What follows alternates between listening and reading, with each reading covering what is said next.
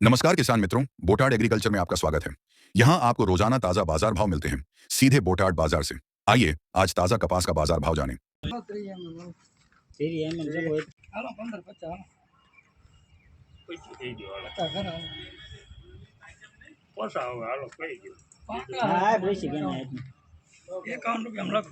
₹1550 पूरा।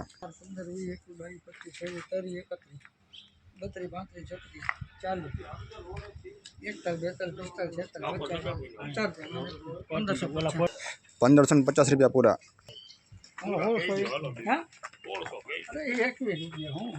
સારું છે સુપર ના ના પછી નથી મારે વેવાયનું